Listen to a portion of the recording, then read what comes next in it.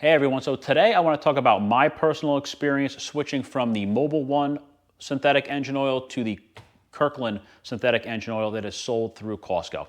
Now I utilize these oils in my 2015 Toyota Corolla that I use primarily as a commuter car, and I'm doing the 10,000 mile oil change, which is kind of controversial.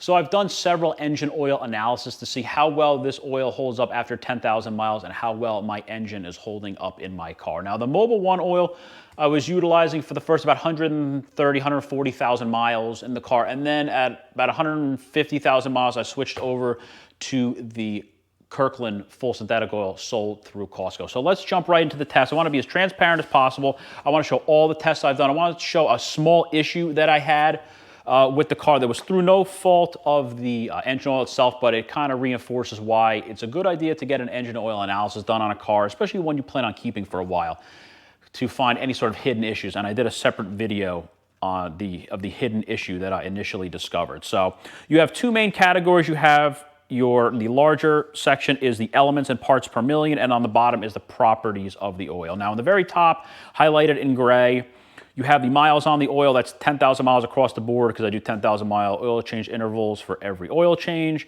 You can see the mileage on unit starting all the way from the right. 130 was the first test I did, which was utilizing Mobil 1, and then the other two at 160 and 170 were utilizing the Kirkland Costco full synthetic engine oil. And at the very bottom, you see in the gray highlighted, it says makeup oil added, 0 across the board. That means my car does not burn any oil, and I do not add oil in between the oil change interval. So partway through the oil change, I'm not adding oil, so it doesn't throw the test results off and potentially give favorability to one oil because it would show some better numbers because I'm adding fresh oil partway through the oil change. But again, I don't do that. There's no makeup oil added because my car doesn't burn any engine oil. So starting from the top, for my car specifically, the three categories towards the top that I was looking at are aluminum, iron, and copper. Aluminum, in my car specifically, are the block, the head, and the pistons. And then you also have iron in my engine, which is basically going to be in any sort of the shafts, camshafts, crankshafts,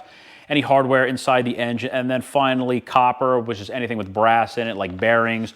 So again, the 130,000 mile and 160,000 mile test, the 130 is Mobil 1, the 160 is the Kirkland Costco oil, and you can see the numbers are pretty darn close and pretty on par. Now, you'll see that the number 7 on the Kirkland category, it's bolded a little bit. I'll explain what that meant. I had a little bit of a problem with the car that I discovered that was fortunately not a problem, and I've since rectified. So, wear metals look good. Both oils are protecting the engine very well. Next, towards the middle to bottom are the contaminants that are not part of the oil. That's going to be potassium, silicon, and sodium. Potassium you're usually not going to find too much of in oils. Typically, you can find potassium in antifreeze, so if you have a head gasket leak, you might get some potassium in the oil.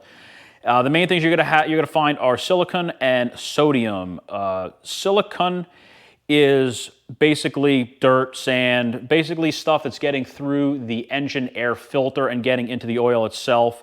That's something that hopefully the oil filter is catching, but you will normally get a little bit in, but that's, again, no fault of the oils. And sodium, you'll find that in some gasoline blends as an additive, so you're going to get a little bit of that too. But again, this has nothing to do with the oil itself, but if you're just curious what those numbers were, that's what they are.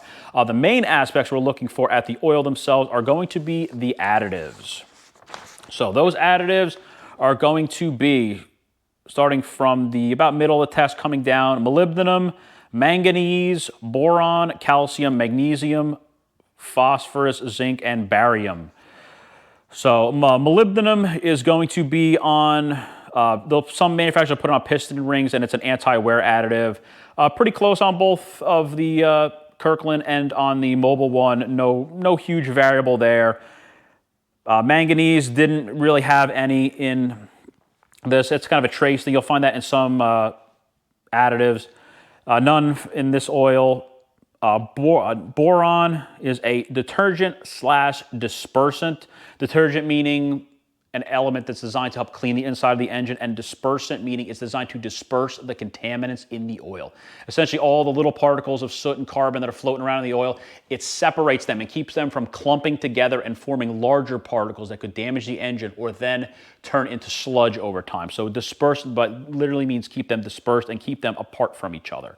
So the Kirkland seemed to have a little bit more on the test that I did with that, a little bit of an edge over the Mobil one. And then getting towards the bottom, next you had calcium, which is also a detergent and dispersant. There was a noticeable jump, it seemed, over Mobil 1 in the Costco Kirkland oil. There was a significant jump there, it seemed. Next up, you had the magnesium, also a detergent and dispersant. A little bit of an edge to the Mobil 1. It seemed to be a little bit higher on the test that I did. So a little bit of an edge there for the Mobil 1. And then towards the bottom, you have phosphorus and zinc. Those are both anti-wear additives. Not a massive difference, but significant, I would say. The phosphorus and zinc was noticeably higher in the Kirkland Costco oil. Modern motor oils don't have as much phosphorus and zinc in them. That was kind of an older standard, and they're not good for catalytic converters, and they're not good for emissions, so the oil companies have kind of been forced to lower those numbers. They are more important in older engines that have flat tappet cams because they would form a sacrificial layer on any parts that would have metal-to-metal contact. More modern engines have rollers inside them, so you don't have those more harsh metal-to-metal contacts in them. And then barium is another detergent dispersant. There's none in these oils. So overall, I would say it wasn't a complete blowout, but there was a noticeable amount more of the additives in the Kirkland Costco oil. So it did pretty well. And then moving to the bottom category, the properties. The main things for the engine oil, the properties, are the viscosity and the TBN number. On the top is the viscosity. You'll see there's two different ways that they measure it. They're basically two different ways that they're essentially two different units of measurement for them. So it's basically kind of like a standard versus metric kind of thing.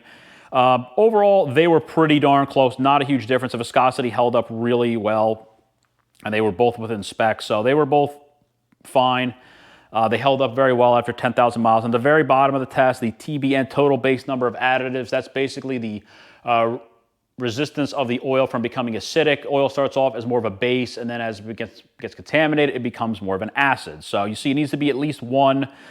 You had 3.7 for the Mobil 1, 3.3 for the Costco Kirkland. So a little bit of an edge there for the Mobil 1, but overall they did very well. You still have a significant amount of active additives left after 10,000 miles to keep the oil from becoming acidic over time. So now the only concerning result in these tests was, if you look towards the bottom in the properties of the 160,000 mile category, the first Kirkland test I did, you'll notice the flash point in degrees Fahrenheit is bolded at 360 degrees. Now, the issue that I found that I didn't know about until I did this test was I likely had a leaking injector, whether it was clogged, leaking, dirty, some sort of injector issue. So I decided, all right, let me run a few bottles of fuel system cleaner through it and see what happens if it kind of cleans up the problem. I wasn't sure if it would, but let's give it a shot. That's a cheap fix if it works. And it appears that that may have fixed the issue, because my fuel percentage jumped to 1.3 at 160,000 miles versus it was 0.5%, and the flash point was higher on my initial test. When I did the most recent test at 170,000 miles, you can see the flash point went right back to 395 and 0.5% fuel dilution. So it basically went back to right where it should be. And in the comment section from Blackstone, they thanked me for noting that I put injector cleaner in it. They said it might have helped. The 1.3 wasn't anything that I needed to take corrective action for immediately, but it was just something to kind of keep an eye on, and that they noted that the TBN number jumped a little bit as well. So the TBN was looking really good, 4.3. That means there's a lot of active additives left, and that they said the test looked spotless at 170,000 miles. So my opinion on this, on utilizing these oils and the 10,000 mile oil change. Do I think that the Costco oil is good? Absolutely. A lot of people kind of question that when this came out, of what is this stuff? Who makes this stuff? I think this stuff is basically more or less on par with Mobil 1. The Mobil 1 is made by Mobil Exxon. This has been kind of a benchmark for a very long time. A lot of manufacturers use Mobil 1 because it's a very good oil. The Costco oil, the Kirkland oil, is made by a manufacturer called Warren Distribution. They are an enormous petroleum manufacturer that makes various products for a lot of different companies. They make the SuperTech oil for Walmart. They make the Amazon Basics oil for Amazon. They're basically a massive company that other companies come to them and say, look, we'd like you to make us oil, because manufacturing oil is very complicated and expensive, and Costco's not going to go out and start a refinery. It's much easier for them to go to a company like Warren Distribution and say, hi, we want you to make us an oil. And I'm sure they basically say, look, what they're looking for in the oil, and they can change and tweak the additives, packages, and the base oil, and they basically produce this for Costco under the Costco name. So as you saw from the test results, the additives were there was a little bit of a difference in the additives between the two oils. I don't think it's anything really huge and of concern. The two main parts of your engine oil are going to be the base stock oil, whether it's crude, natural gas, synthetics, depending on what the base stock of the oil is made from, and then the additives packages. All those additives I was talking about before, molybdenum, manganese, boron, calcium, magnesium, phosphorus, zinc. It's basically a game of they decide what percentage of base oil they want. Do they want to put a little bit more additives and a little less base oil, back and forth? What of each element do they want? A little bit more of another. It's basically a huge strategy and a lot of testing of which blend they want to go with. And there's almost an infinite amount of combinations they can do, and they basically come up with a additives package for the base oil that they think works. Now, when you go into an oil store, you're going to see full synthetic on almost a lot of the oils there. These are basically Group 3 oils, which is technically not a full synthetic oil. It's essentially a hydrocracked crude oil. Without getting too technical into it, it was kind of an advertising thing that they came up with years ago, that they call it full synthetic because of how highly refined it is, but technically it is based off of crude oil, and they just extensively refine it. So most oils are going to be Group 3 oils. They're still very good oils. Are there better oils out there? Absolutely. There's Group 4 and Group 5 oils that are extremely good oils. But for the average person, it's kind of a waste. Those oils are typically really expensive. You can easily exceed $20, $30 a quart for some of that really exotic, super expensive oil. Does it offer better protection? Yes. But you need to kind of take into consideration what you're using the oil for. If you're using it for an everyday car, driving back and forth, whether it's running errands, commuting, whatever you're using it for, this type of oil is perfectly fine for something like that. You really, in my opinion, only need to get into that really exotic oil if you have a very specific category. If you are racing a car, then you spend the money in a much more exotic and expensive oil. But for your average publicly driven car that's being used for a wide variety of tasks that the average person uses, I think that these oils are perfectly fine. I think they're basically on par with each other, these oils. I have see nothing wrong with Mobil 1, but I like the Kirkland because it's readily available, and it's available at a very, very good price as well. So my opinion on oils nowadays is that the days of conventional and synthetic blend oil, I personally think, are over. Synthetic oils are not expensive anymore. They kind of used to be expensive years ago.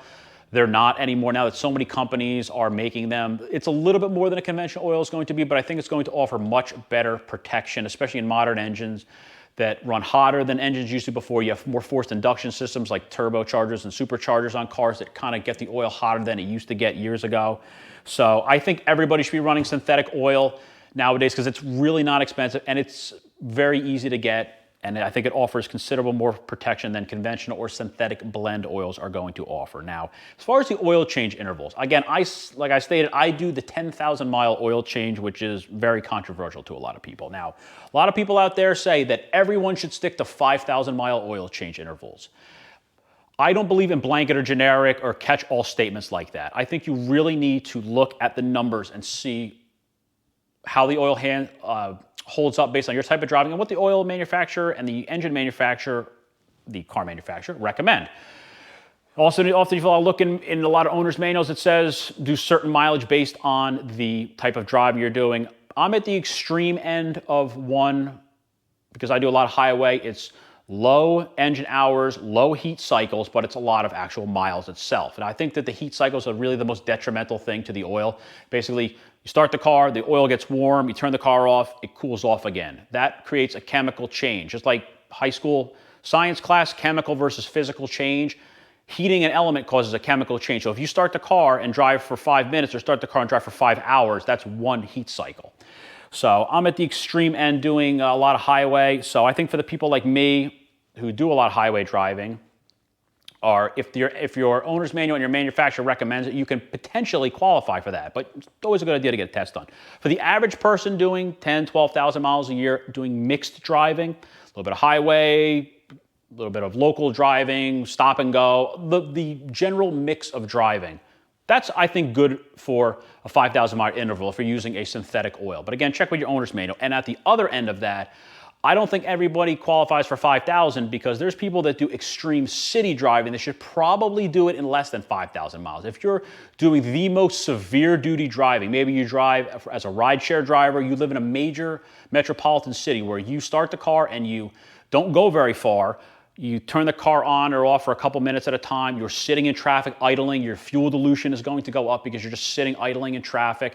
And maybe over the course of a year, you only do a few thousand miles, 2,000, 3,000, 4,000. You're not even getting to 5,000 now. You still want to change it. They usually recommend once a year or 5,000. But in that under 1 year point, if you're doing a lot of sitting in traffic and a lot of idling, that's very severe duty on the oil. And you might be wearing it out in less than 5,000. So the average person, average driving, I think 5 is a pretty good number. If you're a lot of highway, potentially go further beyond 5,000. If you're a lot of city, you might want to do less than 5,000. And these oil analysis tests are not too expensive, and it really gives you a good insight into what's going on with your oil and what's going on with your engine. If you're going to keep your car for a long period of time, I think it's a worthwhile investment. So it's a good idea to get these tests done. Like I said, I had the hidden problem with my engine oil that I never would have found, that the fuel dilution had jumped up. Fortunately, I think that fuel system cleaner fixed the issue. It jumped right back. I don't know if it was a test contamination. I'll never know what the actual issue was, but as of right now, we're right back to where we were. Good fuel dilution, good flash point, and these synthetic oils are holding up very good. The engine looks really good. My contaminants, relatively low. There's very low wear metals in the oil, and this is basically protecting the engine as I would expect it to. So I hope you enjoyed the video. Thanks for watching.